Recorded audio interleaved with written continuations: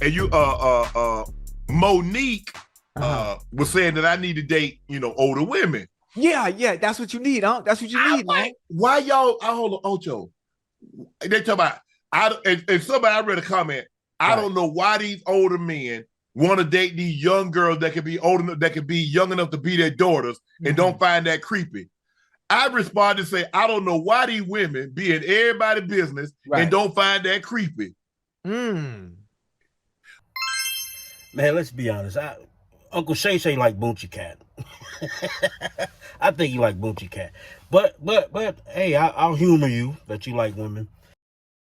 But what? Hold on. But if Stella can get her groove back, Shay gonna get his groove back. Come on, How man. Shay got his groove back? Yeah.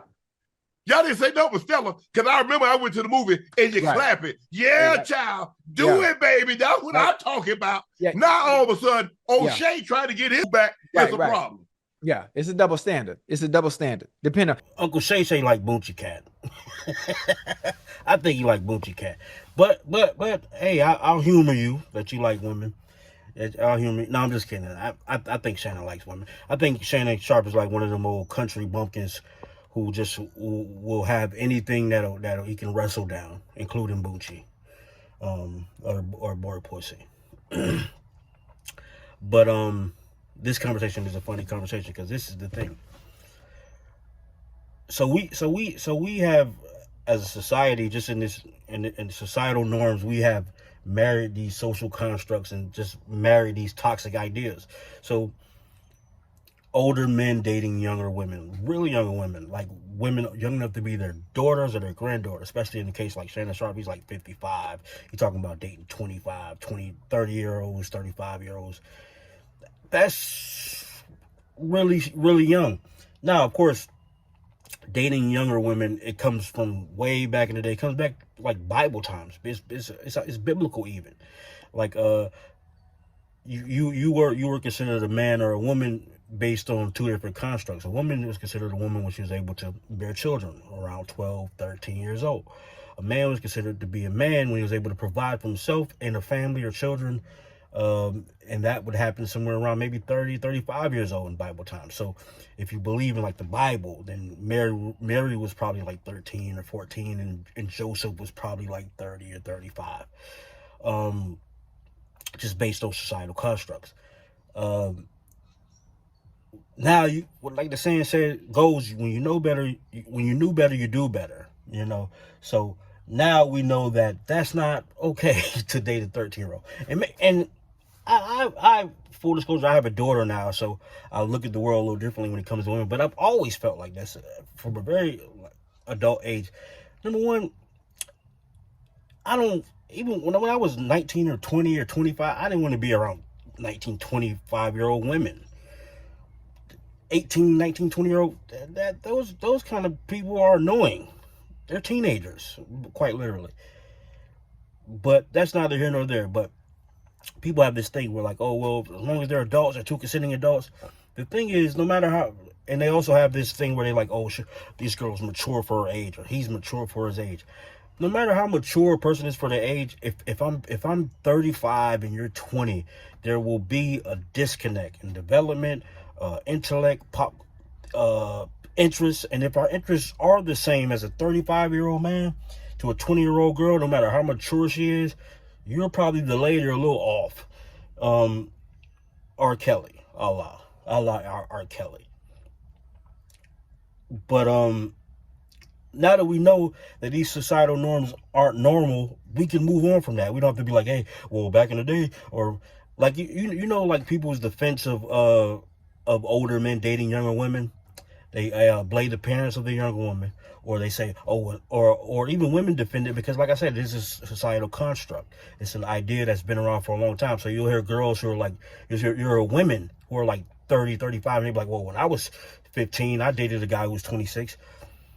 Just because you survive your trauma doesn't make it normal. Just because it felt normal to you at the time doesn't make it normal. So we have this thing where we excuse away our traumas, and we'll be like, oh, you act like you never seen a 25-year-old pick up those girls at middle school. It was gross then. It was abnormal. It was damning then. And then of course the argument where people were like, oh man, well, it's not like I'm hurting anybody. Nah, man, but when you have daughters, you understand that, man, you don't want to see a predator. And people don't consider themselves a predator. Now, of course, Shannon is a different beast because he's rich, he's famous, he's much ado. So, and he's not looking for a long time, he's looking for a good time. He's looking for something he can wrestle down, even if it's Boochie Cat. So his thing is just a carnal thing. It's just this physical. I want to roll around in the sack with you for a little while because you're still young and everything's tight, that kind of thing. Understandable. And then as long as a woman understands that it's just a roll around in the sack, then perhaps it's not a terrible thing. For me, it's disgusting. But I wouldn't say it's disgusting. I was gonna try to like tighten it up for people who be kind of offended because they date young ass women, and then also they like, oh man, what about when Still Gotta Groove Back? That was a movie. Of course, it was based on someone's real life of accounts and a book that this lady wrote. I forget the lady who wrote the book, but that's not important. But either way, there are double standards for a reason. Double standards matter.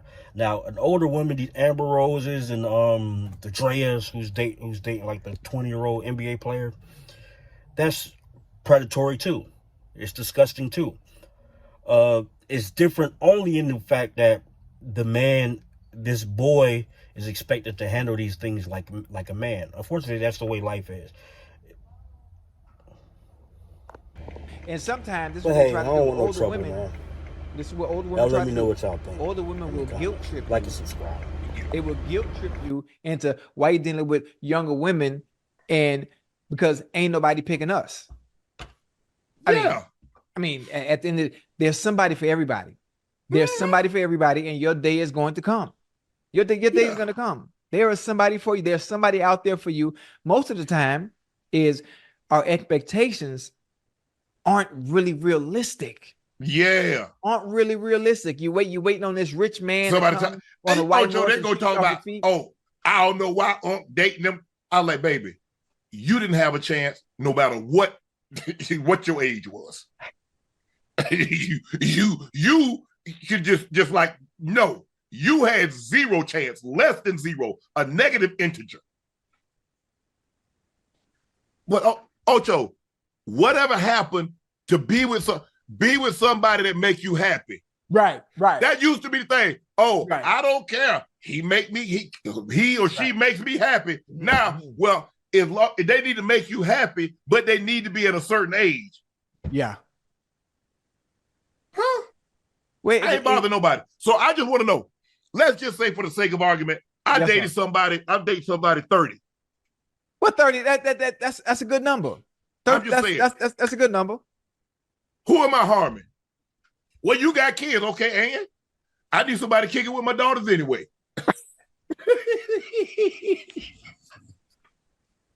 Hey, y'all go shopping.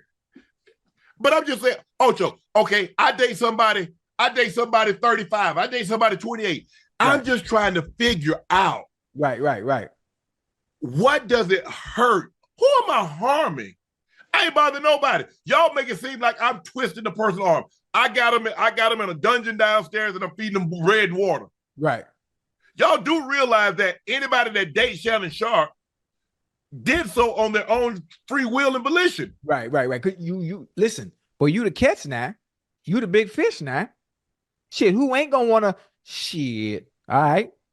Man, I was Moby Dick in the 80s. I don't know what you talk about, Ocho. I ain't just become this. I've been him. Yeah. I listen, I know. You that boy. That's why when you tell me stories about women that have left you in the past, I'm like, what are we doing? How can we not see the vision? Normally women see the vision. They see the trajectory and which way you going. Like there's only one way to go, and that's up. Yeah, but Ocho, Well, how can you not see you going that way? How can you not see it? And this is the funny thing about it. When it comes to successful men, I'm talking about the top tier. You know, there are tiers. You got tier 1, you got tier 2, you got tier 3, right? Yeah. You're a tier 1 individual. Yeah. You know, that's something you want to be attached to, because not only are you a tier 1 individual, it helps whoever's attached to your hip, it helps whatever they have going on in life as well. But Ocho, a lot of problems that I ran into, especially when I was in college and early in my career. Oh, child, I wouldn't be with him. Ain't no way I put up with that. I say, now you listen to somebody that ain't got no guy. Now, what you think?